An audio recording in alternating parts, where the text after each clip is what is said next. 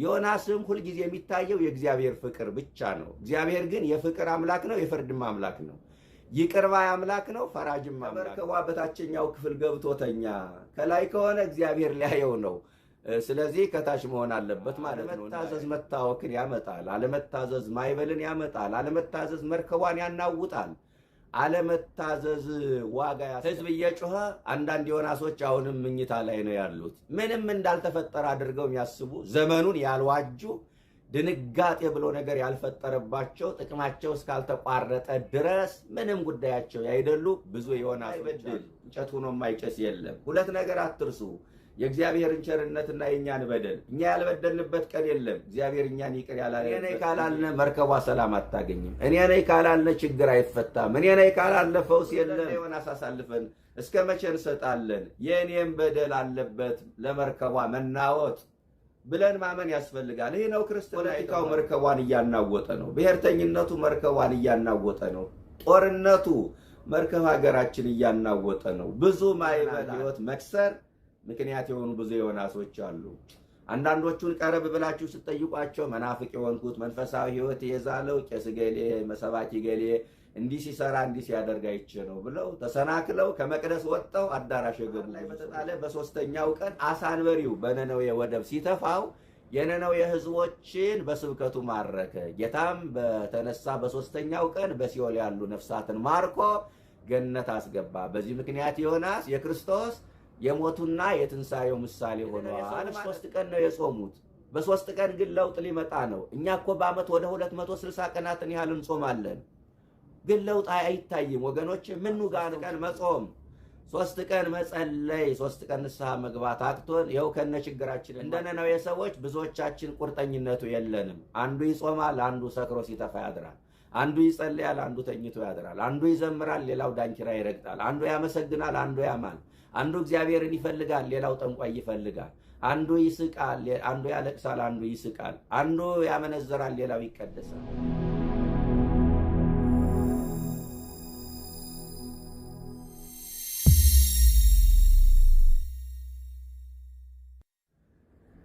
በስመ አብ ወወልድ ወመንፈስ ቅዱስ አሃዱ አምላክ አሜን። የእግዚአብሔር ልጆች፣ የመብርሃን ባለሟሎች፣ የቅዱሳን አባቶቻችን ወዳጆች በያላችሁበት ስፍራ እንደምን አላችሁ? ሰላም እግዚአብሔር ከሁላችን ጋር ይሁን። ጾመ ነነዌ በሚል ኃይለ ቃል ለተወሰኑ ደቂቃዎች እንነጋገራለን። ጾመ ነነዌ ሰኞ ይጀምራል። ለ3 ቀናት እንጾማለን። ጾመ ነነዌ ከ7ቱ አጽዋማት አንዷ ነች። በብሉይ ኪዳን የተጾመች ጾም ነች። አባቶቻችን ጥበበኞች ናቸው። የነነዌ ሰዎች ጾመው ጸልየው ማቅ ለብሰው ንስሐ ገብተው እግዚአብሔር ይቅር እንዳላቸው እኛም ብንጾም ብንጸልይ ንስሐ ብንገባ እግዚአብሔር ይቅር ይለናል፣ ይለመነናል ለማለት የሐዲስ ኪዳን ጾም ሆና እንድትቀጥል አባቶቻችን ስራ ሰርተውልን አልፈዋል። ጥበበኞች ናቸው ያልኳችሁ ለዚህ ነው። ጾመ ነነዌ በሐዲስ ኪዳን ለተሰሩ አጽዋማት መነሻቸውና መሰረታቸው ናት። ለተነሳያን ምልክት ሆና የተሰጠች ጾም ነች። ምን ማለት ነው? ንስሐ ለሚገቡ ሰዎች እግዚአብሔር ይቅር ባይ መሆኑን ለማሳየት ምሳሌ ምልክት ሆና የቀረች ጾም ነች። እንግዲህ ወደ ገጠር አካባቢ ታስታውሱ ከሆነ ነነዌ ነይ ነይ በመባል ነው የምትታወቀው። እና እንዲያው ልክ ናቸው ወይስ ተሳስተዋል እናቶቻችን ነይ ነይ ሲሉ?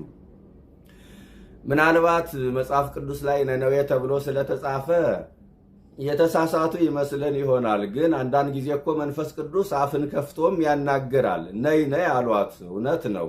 የንስሐ ጾም አይደለች? ነይ ነይ አሏት። ልክ ብለዋል። ጥሩ ተናግረዋል። ምን አለ ቶሎ ቶሎ በመጣሽ። በእውነት እንዲያው በአመት አንዴ መምጣቷ ቀርቶ ምን አለ በየወሩ በየሳምንቱ በመጣሽ ነነዌ። በተለይ አሁን ችግር ገዝፎ በሚታይበት ሀገር የመከራ ውድማ በሆነችበት በዚህ ዘመን ምን አለ ነነዌ ቶሎ ቶሎ በመጣሽ። በእውነት ቀድሰው የሚያቆርቡ ሰብከው የሚያሳምኑ መክረው ለንስሐ የሚያበቁ በጾም በጸሎት በተጋድሎ የሚኖሩ ገዳማውያን አባቶቻችን በሚሞትበት በዚህ ዘመን ሞት በረከሰበት በሽታ በሰለጠነበት በዚህ ዘመን ምን አለ ቶሎ ቶሎ ነነዌ በመጣች። ሰው ፈልጎ ባልተወለደበት ቋንቋ አንገቱን በሰይፍ በሚቀላበት በዚህ ዘመን ዳቦ በልተው ያልጠገቡ ቦርቀው ያልጠገቡ ሕፃናት ለአሞራ ምሳ ለጅብ ራት በሚሆኑበት በዚህ ዘመን ምን አለ ቶሎ ቶሎ በመጣች ነነዌ። ለዓመታት ከኖሩበት ቀያቸው መጤነህ መጤነሽ ተብለው የሚፈናቀሉ ሰዎች በበዙባት ዘመን ምን አለ ነነዌ ቶሎ ቶሎ በመጣች። የተዋህዶ ልጆች ምን አለ ቶሎ ቶሎ በመጣች። በእውነት ይህ ብቻ አይደለም እኮ ብዙ ነገርና ዋይታ፣ ሰቆቃ፣ ለቅሶ በበዛበት በዚህ ዘመን ንብረታቸው ወድሞ መጠለያቸው ፈርሶ ሰዎች በተቸገሩበት በዚህ ዘመን ምን አለ ነነዌ ቶሎ ቶሎ በመጣች። መኖር ያልጀመሩ ሕፃናት በረሃብ ምክንያት እንደ ቅጠል በሚረግፉበት በዚህ ዘመን ነነዌ ምን አለ ቶሎ ቶሎ በመጣች። ነይ ነይ አሏት እናቶቻችን። በእውነት ልክ ነበሩ ማለት ነው። ወደ ነነዌ እንዲሰብክ የታዘዘው ነቢይ ዮናስ ይባላል። ትንቢተ ዮናስ 4 ምዕራፎች አሉት።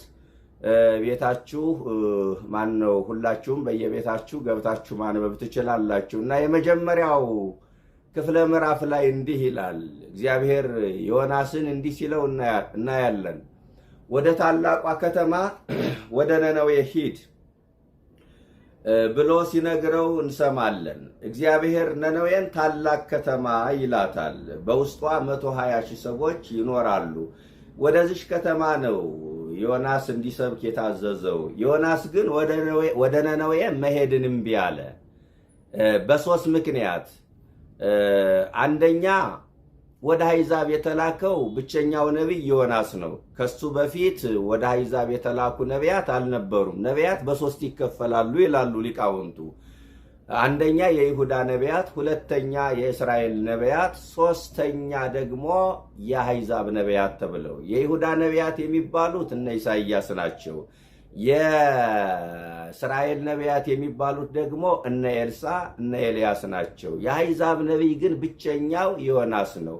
ከሱ በፊት ወደ አሕዛብ የሄደ ለአገልግሎት የሄደ ነቢይ ስላልነበረ አብነት የሚያደርጋቸው ምሳሌ የሚያደርጋቸው ስላልነበሩ መሄድን ፈራ። ሁለተኛው ግን የነነዌ ሰዎች እውነት የሚነግራቸውን የሚገስጻቸውን ቆዳውን ገፈው ጨውን ይነሰንሱበታል። ጭካኔያቸው ስላስፈራው መሄድን አልፈለገም። ሶስተኛ ዮናስ ነነዌን እግዚአብሔር ይቅር እንደሚላት እርግጠኛ ነበረ። ዮናስ ሁልጊዜም የሚያምነው በእግዚአብሔር ይቅር ባይነት ነው፣ በፍቅሩ ነው። ዮናስ ፍርዱ አይታየውም። ሁልጊዜ የሚታየው የእግዚአብሔር ፍቅር ብቻ ነው። አንዱ ስህተቱ ይሄ ነው ዮናስ።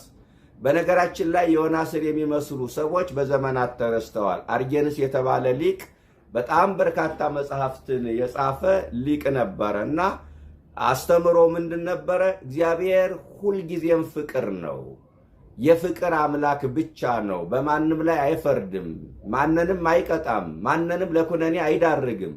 በመጨረሻው ቀን ዲያብሎስን ሳይቀር ይቅር ይለዋል ብሎ የሚያምን ሰው ነበረና የቤተ ክርስቲያን አባቶች ግን አስተምህሮው ትክክል እንዳልሆነ ስላወቁ አውግዘው ለይተውታል። ዮናስም ሁልጊዜ የሚታየው የእግዚአብሔር ፍቅር ብቻ ነው። እግዚአብሔር ግን የፍቅር አምላክ ነው፣ የፍርድም አምላክ ነው። ይቅር ባይ አምላክ ነው፣ ፈራጅም አምላክ ነው። ሊቃውንቱ ምን ይላሉ? በጥቃ ምሕረቱ ሀሎ መዓቱ ይላሉ። በምህረቱ አጠገብ መዓቱ አለ። ምሕረቱ መዓቱን አይቀለብሰውም፣ መዓቱ ደግሞ ምህረቱን አይቀለብሰውም። ስለዚህ እግዚአብሔር የፍቅር አምላክ ነው፣ የፍርድም አምላክ ነው፣ የመዓትም አምላክ ነው፣ የምህረትም አምላክ ነው። እግዚአብሔር ፈራጅ ለመሆኑ የኖህ ዘመን ምስክር ነው። ከሰማይ በወረደ ንፍር ውሃ ሰዎች ሲጠፉ አይተናል። እግዚአብሔር ፈራጅ ለመሆኑ የሎጥ ዘመን ምስክር ነው። ሰዶማውያን ከሰማይ በወረደ እሳትና ዲን ተበልተው ሲጠፉ አይተናል። ይህ እግዚአብሔር ፈራጅ ለመሆኑ ማሳያ ነው እና ዮናስ ሁልጊዜም ይቅር ባይነቱ ስለሚታየው ነነዌን ይቅር እንደሚላት እርግጠኛ ነበረ እና እኔ ሂጄ አስተምሬ አንተ ይቅር ብትላት ዋሾ እባላለሁኝ፣ አንተ ይቅር ምትላት ከሆነ ነነዌን የኔ መሄድ ለምን አስፈለገ? አልሄድም አለ። እንዲያውም ከፊቱ ቢያገኝኝ ነው እንደዚህ ሂድ ሂድ የሚለኝ፣ ስለዚህ ከፊቱ መሰወር አለብኝ ብሎ ዮናስ ወደ ተርሴስ ወደ ኢዮጴ ኮበለለ ይላል። ዮናስ ማለት ርግብ ማለት ነው። ርግብ የዋህ ነች። በእርግጥም ዮናስ የዋህ ነው። ከእግዚአብሔር ፊት እንዴት ይሸሻል? ከተልኮ ሸሸ። ዮናስ ከአገልግሎት ሸሸ፣ ከጥሪው ሸሸ። ከእግዚአብሔር ጥሪ እንዴት መሸሽ ይቻላል? ከአገልግሎት እንዴት ይሸሻል? ምዕመናን ከፊቱ እንዴት ይሸሻል? ዛሬም እንደ ዮናስ አንዳንድ የዋሆች የእግዚአብሔርን ጥሪ ቸል ብለው ወደ ዓለም ኮብልለዋል። ከመቅደሱ ወጥተው አዳራሽ ገብተዋል። እግዚአብሔር በአንድም በሌላ መንገድ ይጠራል። የተዋህዶ ልጆች ጥሪውን ቸል ማለት ግን ተገቢ አይደለም። እግዚአብሔር ሲጠራ አቤት ወዴት ማለት ብቻ ነው ከኛ የሚጠበቀው። ዮናስ ወደ ተርሴስ ወደ ኢዮጴ ኮበለለ። መርከብ ተከራይቶ ዋጋ ከፍሎ ጉዞ ጀመረ። ግብ የሌለው ጉዞ ማለት ነው። ምናልባት እንዲሁ ዮናስ አሁንም የዋህ ነው። እግዚአብሔር በየብስ እንጂ በባህር ማይገኝ መስሎት ይሆን? ኧረ ብቻ አይደለም። ከመርከቧ በታችኛው ክፍል ገብቶተኛ። ከላይ ከሆነ እግዚአብሔር ሊያየው ነው። ስለዚህ ከታች መሆን አለበት ማለት ነው እንዳያየው። በእርግጥም ዮናስ የዋህ ነው። እውነት ለመናገር ወዲያው ዮናስ የተሳፈረባት መርከብ መናወጥ ጀመረች። የእግዚአብሔርን ትእዛዝ አሻፈረኝ ብለን ስንጓዝ የተሳፈርንበት መርከብ፣ የተሳፈርንበት ትዳር፣ የተሳፈርንበት ስኬት፣ የተሳፈርንበት ስልጣን፣ የተሳፈርንበት ዕውቀት መናወጥ ይጀምራል። የተዋህዶ ልጆች ዮናስ የእግዚአብሔርን ትእዛዝ አሻፈረኝ ብሎ መርከቧ ውስጥ ገብቶ በመጓዙ ዕዳው ለሌሎች ተረፈ። በእርሷ አለመታዘዝ ሌሎቹ መታወክ ጀመሩ። ዛሬ በአንዳንድ ዮናሶች መታዘዝ አለመቻል የሚታወኩ የሚበጠበጡ ዋጋ የሚከፍሉ ብዙ ምዕመናን አሉ። የተዋህዶ ልጆች አለመታዘዝ መታወክን ያመጣል። አለመታዘዝ ማይበልን ያመጣል። አለመታዘዝ መርከቧን ያናውጣል። አለመታዘዝ ዋጋ ያስከፍላል። ወገኖቼ እሺ ብትሉ ብትታዘዙ የምድርን በረከት ትበላላችሁ። እምቢ ብትሉ ግን ሰይፍ ይበላቸዋል ተብሎ ነው የተጻፈ። ሁለት ምርጫዎች አሉ፣ እምቢ ማለት ወይ እሺ ማለት። እምቢ ስንል ሰይፍ ይበላናል፣ መከራ ይበላናል፣ ዋጋ እንከፍላለን። እሺ ስንል ደግሞ የምድርን በረከት እንበላለን። እሺ ማለት ያስባርካል፣ በስጋም በነፍስም ማለት ነው። ዛሬ እሺ የማይል ትውልድ፣ ለእግዚአብሔር የማይታዘዝ ትውልድ፣ ከእግዚአብሔር የሸፈተ ትውልድ የተፈጠረበት ዘመን ላይ ደርሰናል። ይቅርታ ምዕመናን፣ በስርዓት አልበኝነት የሚመራ በዓለማዊነት የተዋጠ እግዚአብሔር ማን ነው የሚል በእግዚአብሔር ላይ የሚገዳደር በእግዚአብሔር ላይ የድፍረት ቃል የሚናገር ትውልድ የበረከተበት ዘመን ላይ ደርሰናል። እንዲያው ከመስዋዕት መታዘዝ ይበልጣል ብለን ደጋግመን ስንናገር አንዳንድ ጊዜ ይቀልብናል። ግን መታዘዝ ትልቅ በረከት ነው። የተዋህዶ ልጆች መታዘዝ ያስፈልጋል። ለሰውም ለእግዚአብሔርም የማይታዘዝ ትውልድ የተፈጠረበት ዘመን ላይ ደርሰናል። ለእግዚአብሔር የማይታዘዝ፣ ለቤተሰቡ ለወላጆቹ የማይታዘዝ፣ አንተን ስወልድ ማኅፀኔ ውሃ ሆኖ በቀረ የሚባልላቸው ብዙ ልጆች አሉ። ለምን ይመስላችኋል? ባለመታዘዛቸው እኮ ነው። የዛሬ ዘመን ልጅ የሚባለው ለምን እንደሆነ ታውቃላችሁ ምዕመናን? መታዘዝ ባለመቻሉ እኮ ነው፣ ሌላ አይደለም። ስለዚህ አለመታዘዝ መታወክን ያመጣል፣ ማይበል ያስነሳል። ሀገር የመከራ አውድማ የሆነችው የደም መሬት የሆነችው መታዘዝ ባለመቻላችን ነው። በዮናስ አለመታዘዝ ሌሎቹ መታወክ ጀመሩና የመርከቡ ካፒቴንና ሰራተኞቹ ከኛ መካከል ኃጢአት የሰራ ሰው ይኖር ይሆን? እስኪ ሁላችንንም ወደ አምላካችን እንጩህ። ማይበሉ ተነስተዋል፣ መርከቧ እየተናወጠች ነው። ከኛ መካከል ምናልባት በደል የሰራ ሰው ይኖር ይሆናል። እስኪ ወደ አምላካችን እንጩህ አለ። ሁሉም ተነስተው በመርከቧ ውስጥ ያሉት ወደ አምላካቸው መጮህ ጀመሩት። ዮናስ ግን ተኝቶ ነበረ ይላል። ያሳዝናል። ሕዝብ እየጮኸ የተኙ ዮናሶች በዚህ ዘመንም አሉ ምዕመናን። ሕዝብ እየጮኸ አንዳንድ ዮናሶች አሁንም ምኝታ ላይ ነው ያሉት። ምንም እንዳልተፈጠረ አድርገው የሚያስቡ ዘመኑን ያልዋጁ ድንጋጤ ብሎ ነገር ያልፈጠረባቸው ጥቅማቸው እስካልተቋረጠ ድረስ ምንም ጉዳያቸው ያይደሉ ብዙ ዮናሶች አሉ። ዛሬም የሚጮኸው ሕዝቡ ነው። ዋጋ የሚከፍለው ሕዝቡ ነው። የሚጸልየው ሕዝቡ ነው። የተቃጠለ ቤተክርስቲያን የሚሰራው ሕዝቡ ነው። የወደመ ንብረት የሚተካው ሕዝቡ ነው። የፈረሰ ቤተክርስቲያን የሚያድሰው ሕዝቡ ነው።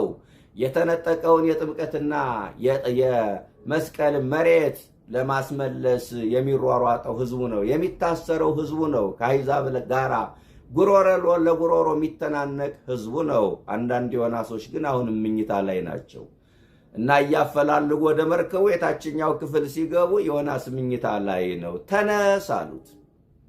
ተነስ፣ ማዕበል ተነስቶ እየታወክን መርከቧ እየተናወጠች አንተ እዚህ ተኝተሃል? ተነስና የአምላክህን ስም ጥራ። ለመሆኑ አንተ ምንድን ነህ? ስራህስ ምንድን ነው አሉት። ዮናስ ስራውን መደበቅ አልፈለገም። ደስ የሚለው ነገር ደግሞ እዚህ ጋር ነው። ስራዬማ ለዮናስ ሰማይና ምድሩን ባሕሩንና የብሱን የፈጠረውን አምላክ ማምለክ ነው አለ። በአሕዛብ መካከል ስራው እግዚአብሔርን ማምለክ እንደሆነ መሰከረ። አገልግሎት መሆኑን መሰከረ። ዛሬ ስራዬ ዲቁና ነው፣ ስራዬ ቅስና ነው፣ ስራዬ ቀዳሽነት ነው፣ ስራዬ ሰባኪነት ነው ብለው የሚናገሩ ሰዎች ይኖሩ ይሆን በአሕዛብ መካከል? በዲቁናቸው፣ በቅስናቸው፣ በአገልግሎታቸው፣ በሰባኪነታቸው የሚያፍሩ ስንት ሰዎች አሉ። በኦርቶዶክሳዊነታቸው የሚሸማቀቁ ማተብ ማሰር፣ መስቀል ማጥለቅ የሚያሳፍራቸው ሰዎች አሉ አደለ?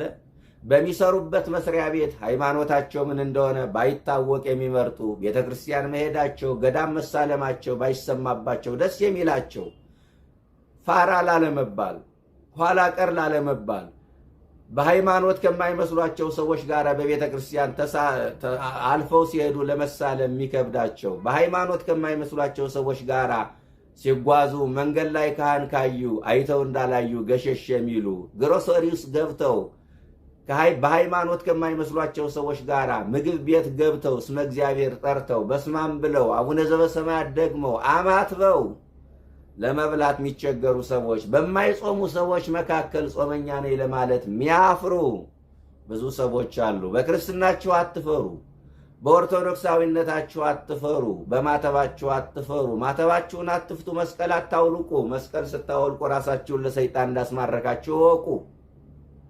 መሳሪያውን የጣለ ይማረካል። መሳሪያውን የጣለ በጠላት ቁጥጥር ስር ይወድቃል። ዲያብሎስ ሊማርከን ይመጣል። መስቀሉን ከአንገታችን ተንጠልጥሎ ሲያየው ይህስ በጌታ ፍቅር ተይዟል ብሎ ካጠገባችን እንደ ጉንበኖ ይጠፋል። በአንገታችን ያለችው ትንሿ መስቀል ዲያብሎስን የማባረር አቅም አላት። የተዋህዶ ልጆች፣ ስለዚህ በክርስትናችሁ አትፈሩ።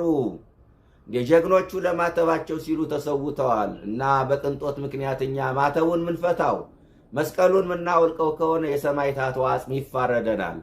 በመከራ ጊዜ ጀግኖች ያልበጠሱትን ማተብ በደስታ ጊዜ ማውለቅ ምን የሚሉት ክርስትና ነው በእውነት እንዴ? ስለዚህ በክርስትናችሁ አትፈሩ። እኔ የእግዚአብሔር አገልጋይ ነኝ አለ በአሕዛብ መካከል። ምስክርነት ሰጠ በማያምኑ ሰዎች መካከል ዮናስ። መንፈሳዊ መታወቂያው ሲወጣ መንፈሳዊ መታወቂያው ዮናስ ገብሩ ለእግዚአብሔር፣ ዮናስ የእግዚአብሔር አገልጋይ ነው የሚል ነበረ። የሚገርም ነው ዮናስ። ከዛ ምን ብናደርግ ይሻለናል አሉት። እኔን አንስታችሁ ወደ ባህሩ ብትጥሉ ጸጥ ይላል። የሚደንቅ ነው። እዚህ ላይም ደግሞ የዮናስ ንስሐ ታምኖ ኃጣው ማለት ይህ አይደለ? በደልን ማመን፣ ኃጢአትን ማመን። የመጀመሪያው ንስሐ እኮ ኃጢአትን ማመን ነው። አሁን የብዙዎቻችን ችግር ምን በደልኩ ምን አጠፋሁ ነው እንዴ? ኃጢአት የለብንም ብንል ራሳችን እናታልላለን። እውነትም በእኛ ውስጥ የለም ይላል። ሰው ሆኖ የማይበድል እንጨት ሆኖ የማይጨስ የለም። ሁለት ነገር አትርሱ፣ የእግዚአብሔርን ቸርነትና የእኛን በደል። እኛ ያልበደልንበት ቀን የለም። እግዚአብሔር እኛን ይቅር ያላለበት ጊዜ የለም። ዮናስ ታምኖ ኃጣው ኃጢአቱን አመነ።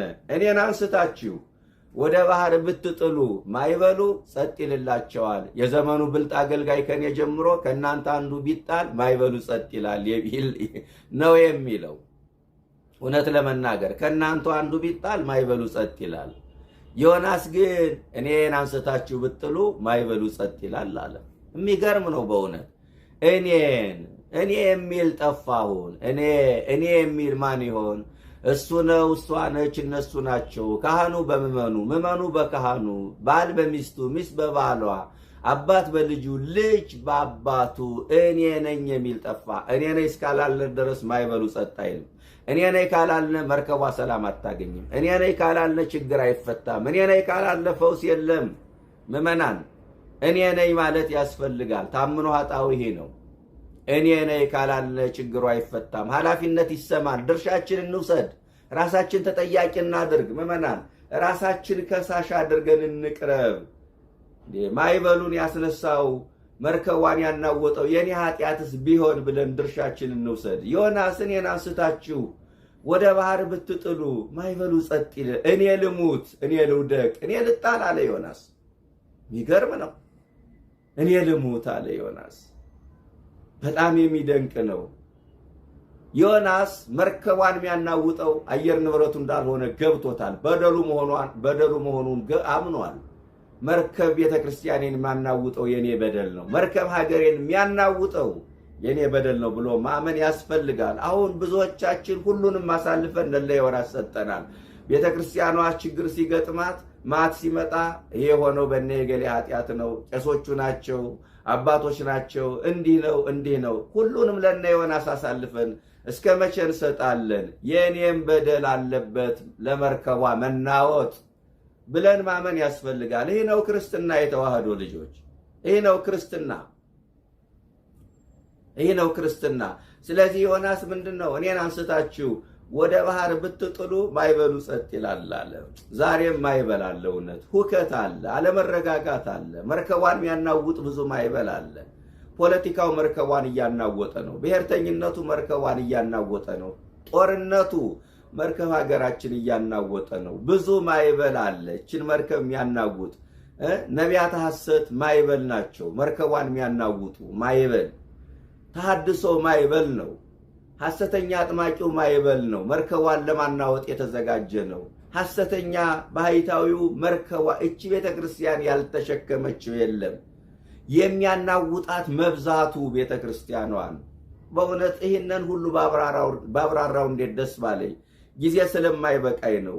መርከቧን የሚያናውጡ ብዙ ናቸው። ስለዚህ እኔን አንስታችሁ ወደ ባህር ብትጥሉ ማዕበሉ ጸጥ ይላል አለ ዮናስ። በራሱ ላይ ፈረደ፣ በአደባባይ ተናዘዘ፣ ራሱን ገለጠ።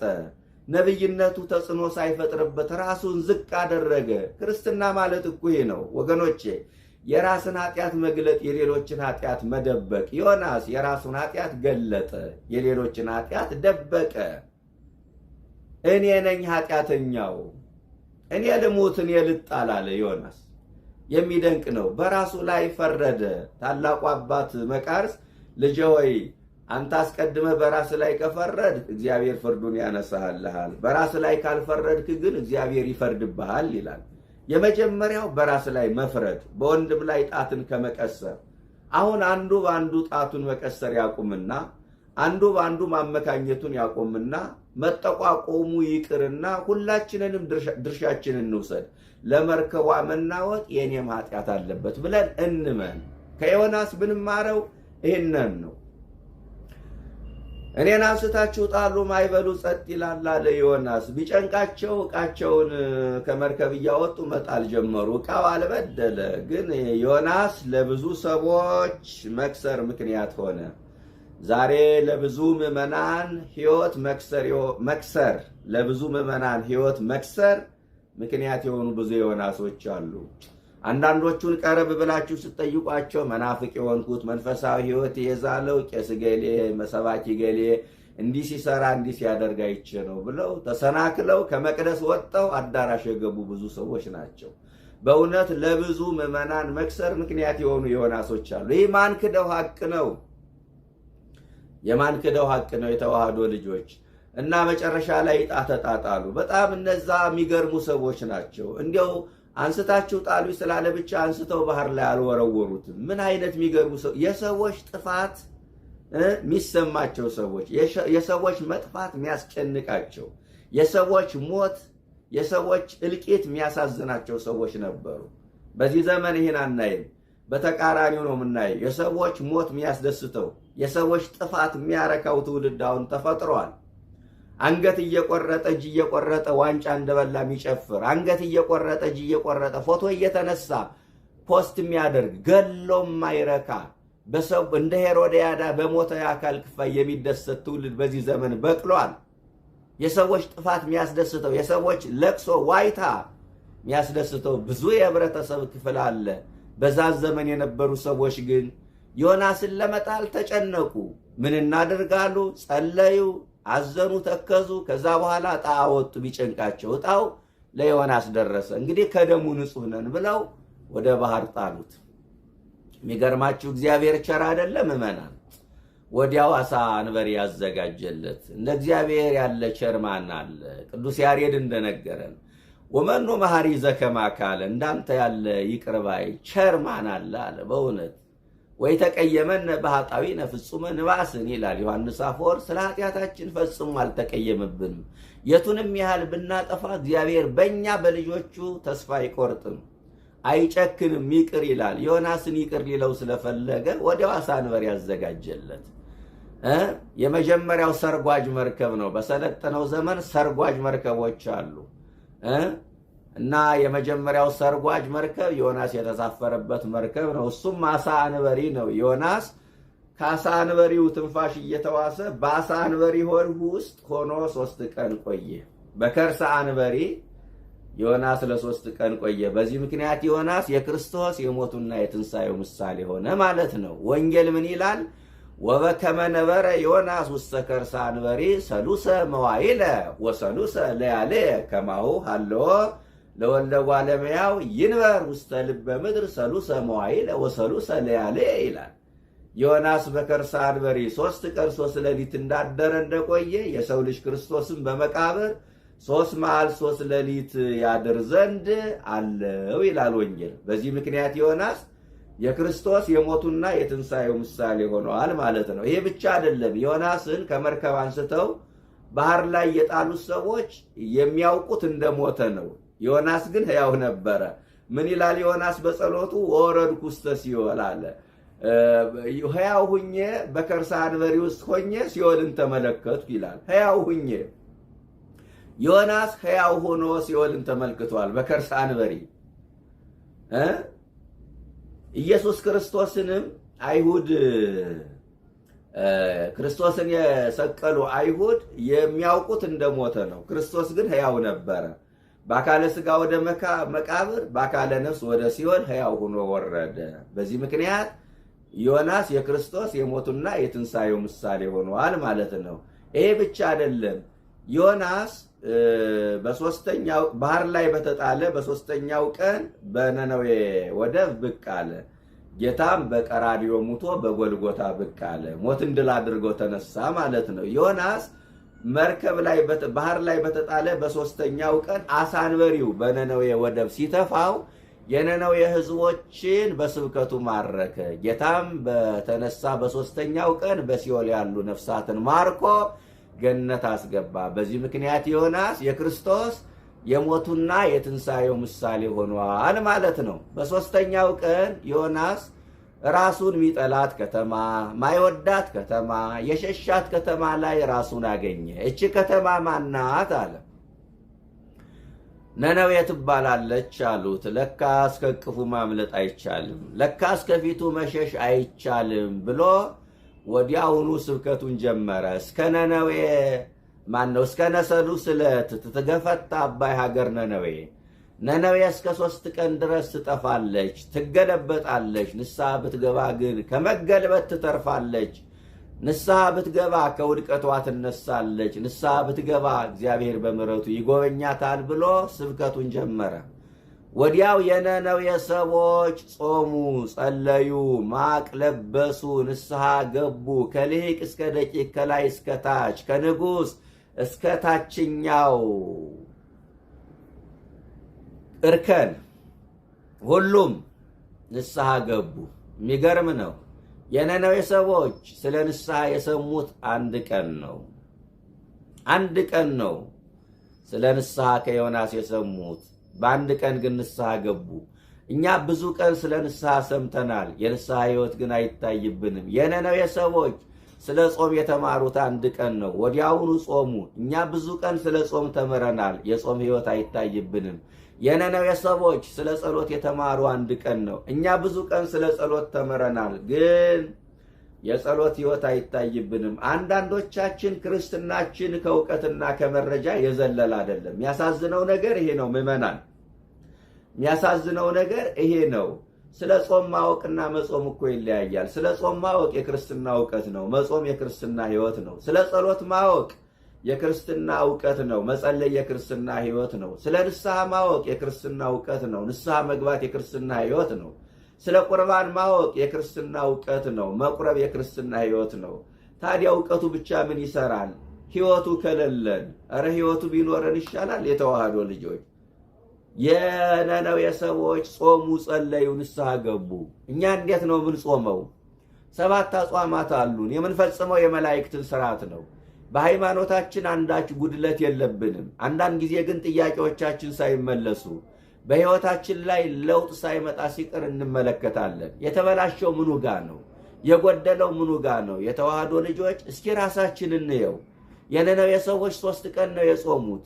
በ3 ቀን ግን ለውጥ ሊመጣ ነው። እኛ እኮ በዓመት ወደ 260 ቀናትን ያህል እንጾማለን፣ ግን ለውጥ አይታይም። ወገኖች ምኑ ጋ ነው ችግሩ? ምን እንደሆነ ታውቃላችሁ? እኛ እንጾማለን፣ ጾማችን የሚሽር ኃጢአት እንሰራለን። ጾማችን የሚሽር እየጾሙ የሚሰክሩ ሰዎች አሉ አይደለ? እየጾሙ ሕይወታቸውን በባዕድ አምልኮ የበረዙ፣ በጨሌው በመተቱ የሚታመኑ፣ ስርማሹን ቅጠል በጣሹን መጽሐፍ ገላጩን የሚጎትቱ፣ ጠንቋይ ካላማከሩ በስተቀር የመኖር ተስፋቸው የጨለመባቸው፣ እግዚአብሔር ዘገየብን ብለው ጠንቋይ ቤት ሄደው መርፌ የሚሰኩ ሰዎች አሉ።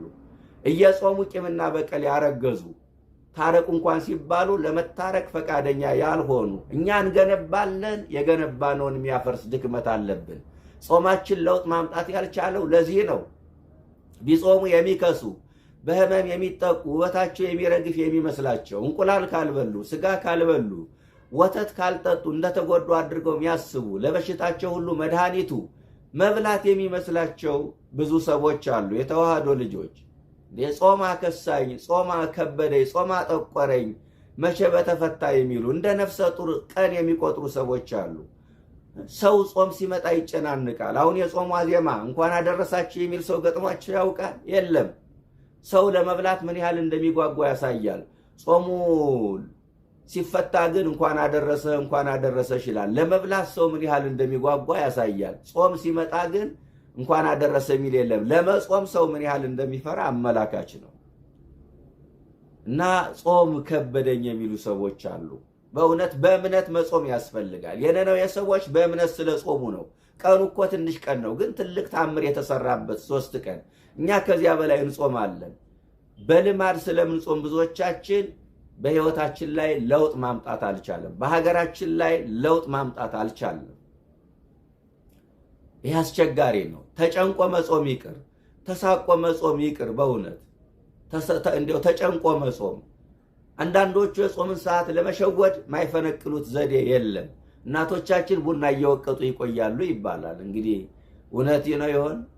እንደዛ የጾም ሰዓት ለምን ሲባል የጾም ሰዓት እስኪደርስ አንዳንዱ ተኝቶ ይቆያል። ለምን ስትሉት ታዲያ ምን ልስራ ጾም ሰዓትም አልደረሰ ይላል። አንዳንዱ ቤተክርስቲያን ይሄዳል። ያለ ሰዓት ምን ሆነ ሄድ ሲባል የጾም ሰዓት እስኪደርስ ተጨንቆ መጾም ይቅር፣ ተሳቆ መጾም ይቅር። አንዳንዱ ደግሞ የባለፈው ጾም መቼ ወጥቶ ነው አሁን ጾም ገባ የሚሉን እነዚህ ቄሶች ብሎ የሚያጉረመርም ሰው ደግሞ አለ። ዘመነኛው ትውልድ ደግሞ ጾም ሕዋሳትን እየገደለ እድሜ ያሳጠራል ብሎ ያምናል። አባቶቻችን ጾመው መቼ እድሜያቸው አጠረባቸው? እነዚህና ማርቆስ ከ140 ዓመት በላይ የኖሩት፣ ገብረ መንፈስ ቅዱስ 562 ዓመት የኖሩት፣ እነ ተክልየ ከ90 ዓመት በላይ የኖሩት ጮማ ቆርጠው አልነበረም። የተመጣጠነ ምግብ በልተው አልነበረም። ያገኙትን ቀምሰው እድሜ ግን ጠግበው አረፉ። ወገኖች ልባችሁ ከጾም አይሸፍት። ጾም የክርስቲያኖች ልዩ መታወቂያ ነው። የነነዌ ሰዎች ያ ሁሉ ችግር የተፈታላቸው ሊያጠፋቸው የመጣው እሳት የጠፋላቸው በጾም ነው። 3 ቀን ጾሙ። የሚገርማችሁ ነገር እንደው ንስሐውን ልተው ከጊዜ አንጻር፣ ጸሎቱንም ልተው ከጊዜ አንጻር፣ በ3ኛው ቀን ሊያጠፋቸው የመጣው እሳት ጠፋላቸው። በ3ኛው ቀን ይገርማል። 3 ቀን መጾም፣ 3 ቀን መጸለይ፣ 3 ቀን ንስሐ መግባት አቅቶን ይኸው ከነ ችግራችንን ማቅቃለን። ያሳዝነው ነገር ይሄ ነው። የተዋህዶ ልጆች ስለ ሀገራችን ስለ ቤተ ክርስቲያናችን 30 ዓመት 40 ዓመት ተከላከርነ። ግን 3 ቀን መጾም፣ 3 ቀን መጸለይ፣ 3 ቀን ንስሐ መግባት አቅቶን ይኸው ከነ ችግራችን አለ። ከ3 ቀንም በላይ እኮ 7 ቀን ምህላ እናደርጋለን፣ 14 ቀን ምህላ እናደርጋለን፣ ሱባኤ እንይዛለን፣ 21 ቀን ከዛም በላይ እንዳልኳችሁ ወደ 260 ቀናትም እንጾማለን። ቁርጠኝነቱ ስለሌለን ግን እንደ ነነዌ ሰዎች ለውጥ ማምጣት አልቻልንም። እንደ ነነዌ ሰዎች ብዙዎቻችን ቁርጠኝነቱ የለንም። አንዱ ይጾማል፣ አንዱ ሰክሮ ሲተፋ ያድራል። አንዱ ይጸልያል፣ አንዱ ተኝቶ ያድራል። አንዱ ይዘምራል፣ ሌላው ዳንኪራ ይረግጣል። አንዱ ያመሰግናል፣ አንዱ ያማል። አንዱ እግዚአብሔርን ይፈልጋል፣ ሌላው ጠንቋይ ይፈልጋል። አንዱ ይስቃል፣ አንዱ ያለቅሳል፣ አንዱ ይስቃል። አንዱ ያመነዘራል፣ ሌላው ይቀደሳል። አያችሁ፣ የነነዌ ሰዎች ብሔራዊ ሐዘን፣ ብሔራዊ ጾም፣ ብሔራዊ ጸሎት፣ ብሔራዊ ንስሐ አደረጉ። አሁን ለኢትዮጵያ ማስፈልገው ይህ ነው። ብሔራዊ ሐዘን፣ ብሔራዊ ጾም፣ ብሔራዊ ጸሎት፣ ሁሉም እኩል በሆነ መንፈስ ካደረገ የሀገራችን ችግር ይፈታል። የቤተ ክርስቲያናችን ችግር ይፈታል። እንዳንድ ቃል ተናጋሪ እንዳንድ ልብ መካሪ ሆነን የነነዌ ሰዎችን ከመሰል እግዚአብሔር ይቅር ይለናል። ይህንን ማመን መቻል አለብን። የተዋህዶ ልጆች በሦስተኛው ቀን ሊያጠፋቸው የመጣው እሳት ጠፋላቸው። ለካስ የተቆጣው የእግዚአብሔር ፊት የሚበራው፣ ለካስ የራቀው የእግዚአብሔር ምሕረት የሚቀርበው፣ ለካስ እየወረደ ያለው መቅሰፍት ተገስጾ የሚመለሰው፣ ለካስ እየተቀጣጠለ ያለው እሳት የሚጠፋው በ3 ቀን ጾምና ጸሎት ነው። እየወረደ ያለው የማቱ ወላፈን በረደ። እየተቀጣጠለ ያለው የቁጣው እሳት በረደ። የቁጣውን እሳት የሚያጠፋው የንስሐ መንገድ ብቻ ነው። ወገኖቼ የማቱ ወላፈን የሚበርደው በንስሐ እንባ ብቻ ነው። ይህንን ማመን አለብን። መርከብ ለምትናወጠዋ መርከብ ሀገራችን፣ ለምትናወጠዋ መርከብ ቤተክርስቲያናችን፣ ሰላም ላጣችው መረጋጋት ላልቻለችው መርከብ ቤተክርስቲያናችን ለውጥ እንዲመጣ ካሰብነ ከልብ መጾም፣ መጸለይ፣ ማልቀስ በተለይ ያስፈልጋል። የንስሐ እንባ ያስፈልጋል። ብዙዎቻችን እንባችን አቅም አለው። እንባችን ጉልበት አለው። እንባችን ኃይል አለው። በኃያላን የማይሸነፍ እግዚአብሔር በእንባችን ግን ይሸነፋል። ይህንን እመኑ። የአንድ የራሔል እንባ ነው ለ600,000 እስራኤላውያን ከግብፅ መውጣት ምክንያት የሆነው። ዳዊት ታሪኩ የተቀየረው በእንባው ነው። እንደ ልቤ ተብሎ ስም የወጣለት በእንባው ነው። እግዚአብሔር በእንባ ይሸነፋል። ክፉ ሰው እንኳን በእንባ ይሸነፋል ወገኖቼ። ስለዚህ ከልብ እናልቅስ። ብዙዎቻችን የምናለቅሰው ስላጣነው፣ ስለጎደለን፣ ስለተጨነቅንበት ነገር ነው። ህመማችን ከሐኪም በላይ ሲሆን፣ በትዳራችን ላይ ሰላም ስናጣ፣ ዙሪያው ገደል ሲሆንብን ነው። ግን አስፍተን ስለ ሀገራችን ስንቶቻችን እናለቅሳለን? ስለ ቤተ ክርስቲያናችን ስንቶቻችን እናለቅሳለን? ነፍሳችን ከእግዚአብሔር ጋር ለማስታረቅ የኃጢአትን ስርየት ለማግኘት ያንተ ሰው አድርገኝ፣ ልቤን በፍቅርህ ንካው፣ ለንስሐ አብቃይ፣ ለስጋ ወደሙ አብቃይ ብለን የምናለቅሰው ስንቶቻችን ነን? ብዙዎቻችን የምናለቅሰው ስለ ስጋዊ ጉዳያችን ብቻ ነው። የአብዛኞቻችን ለቅሶ ከስጋ ጥያቄ ጋር የተያዘ ነው። ስላጣነው ነገር ማልቀስ አይገባም እያልኳቸው አይደለም። ስለ ግል ጉዳያችን ማልቀስ አይገባም እያልኳቸው አይደለም። መቅደም የሚገባው ነገር ይቅደም፣ መከተል የሚገባው ነገር ይከተል። እናንተስ አስቀድማችሁ መንግስቱንና ጽድቁን ፈልጉ፣ ሌላው ነገር ይጨመርላችኋል ነው የሚለው። እንባችን አቅም አለው፣ ጉልበት አለው። የተዋህዶ ልጆች በ3 ቀን ይቅር አላቸው። በ3 ቀን ይቅር የሚል አምላክ ነው ያለን ምዕመናን። እኛ እኮ 3 ዓመት ያስቀየመን ሰው ይቅር አንለውም። የ7 ዓመት ቂም የያዝን፣ የ20 ዓመት ቂም የያዝን ሰዎች እኮ አለን። በ3 ቀን ይቅር የሚል አምላክ ነው ግን ያለን። አያችሁ፣ በ3ኛው ቀን ይቅር አላቸው። ለዚህ ነው አባቶቻችን ከዚህ ተነስተው በሀገር ላይ መቅሰፍ ሲታዘዝ፣ ወረርሽኝ ሲመጣ፣ ድርቅ ሲመጣ፣ ጦርነት ሲመጣ የ3 ቀን እግዚኦታ፣ የ3 ቀን ምህላ፣ የ3 ቀን ጾም፣ የ3 ቀን ጸሎት፣ የ3 ቀን አዋጅ፣ የ3 ቀን ጾምና ጸሎት ሲያደርጉ አባቶቻችን በሀገር ላይ መፍትሄ ይመጣ ነበረ። በእውነት መፍትሄ ይመጣ ነበረ። ምን ዋጋ አለው ዛሬ? መፍትሄ ይመጣ ነበረ። የነነዌ ሰዎችን ይቅር ያለ አምላክ በእውነት እኛንም ይቅር ይበለን። የነነዌ ሰዎችን ጾም ጸሎት ተቀብሎ ይቅር ያለ አምላክ ዛሬም የኛን ጾም ጸሎት ተቀብሎ ለሀገራችን ሰላም፣ ፍቅር፣ አንድነትን መድኃኔዓለም ያምጣልን፣ እሳቱን ያጥፋልን። በነነዌ ላይ የወረደው እሳት ጠፍቶ የለ? ዛሬም እኮ እሳት አለ ምዕመናን፣ ብዙ እሳት እኮ አለ። ረሃቡ እሳት ነው፣ የኑሮ ውድነቱ እሳት ነው፣ በሽታው እሳት ነው፣ ጦርነቱ እሳት ነው፣ ከምንም በላይ ዘረኝነቱ እሳት ነው። ዘረኝነት ያለበለበው ያላቃጠለው ማን ይሆን? ዘረኝነት እሳት ሆኖ ለበለበን። ዘረኝነት እሳት ሆኖ ለበለበን። ሀገር የመከራው ድማ የሆነችው ዘረኝነት ባመጣው እሳት ነው። ለዚህ ሁሉ ጉስቁልና የተዳረግ ነው። ኢትዮጵያዊ መልክ የተለወጠው የሀገር ገጽታ የተበላሸው ዘረኝነት ባመጣው ጣጣ ነው። ምዕመናን ሕይወት የሚቀጠፈው፣ የንጹሃን ደም የሚፈሰው፣ ንብረት የሚወድመው ዘረኝነት ባመጣው ጣጣ ነው። ዘረኝነት እሳት ሆኖ ለብልቦናል። ዘረኝነት በነገራችን ላይ ብሔርተኝነቱ የፖለቲካው ትኩሳት ብቻ ያመጣው አይደለም፣ ያለምንም ፍጻሜ ከሚያሳዩ ምልክቶች ነው። ብዙዎቻችን ያልተረዳነው ይሄን ነው። ብዙዎቻችን ያልተረዳነው ያልገባን ነገር ይሄ ነው። የተዋህዶ ልጆች ያለምን ፍጻሜ ከሚያሳዩ ምልክቶች አንዱ ዘረኝነት ነው። የማቴዎስ ወንጌል ምዕራፍ 24 ቁጥር 7 ላይ ሕዝብ በሕዝብ ላይ ይነሳል ይላል። ይህ ማለት ዘረኝነት ነው። በመጨረሻው ዘመን ሐሳዌ መሲህ ከሚሰራው ስራዎች አንዱ ዘረኝነትን በትውልዱ ልብ ማንገስ ነው። ክርስቶስ ያፈረሰውን የዘረኝነት ግንብ መልሶ የሚገነባ ትውልድ ይፈጠራል። በዚህ በዮሐንስ ራእይ አውሬው ትውልዱን ዘረኛ እንደሚያደርገው ተጽፏል። ራእይ 13 ቁጥር 7 ላይ ምን ይላል? በነገድ በቋንቋ በሕዝብ ላይ ስልጣን ተሰጠው ይላል። ቋንቋን ስልጣንን ምክንያት አድርጎ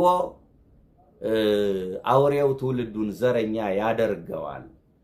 በነገድ በቋንቋ በሕዝብ ላይ ስልጣን ተሰጠው ማለት ይከፋፍላል። ቋንቋን፣ ነገድን፣ ሃይማኖትን፣ ባህልን ምክንያት አድርጎ የምናየው ይሄ ነው እና በቀጣይም ምናልባት ከዘረኝነት ጋር የሚነሱ ጉዳዮች ነው የምናየው የሚነበበው ወንጌልና እዚያ ላይ በስፋት እናየዋለን። ዘረኝነት እሳት ሆኖ ለብልቦናል። የተዋህዶ ልጆች በነነዌ ላይ የወረደውን እሳት ያጠፋ አምላክ በሀገራችን ላይ እየተቀጣጠለ ያለውን የዘረኝነት እሳት መድኃኔዓለም በቸርነቱ ያጥፋልን። ንስሐ ገብተን ስጋውን በልተን ክቡር ደሙን ጠጥተን የአባቶቻችን ከተማ የቅዱሳንን ርስት እንድንወርስ ቅዱስና መልካም ፈቃዱ ይሁንልን። ወስብሐት ለእግዚአብሔር።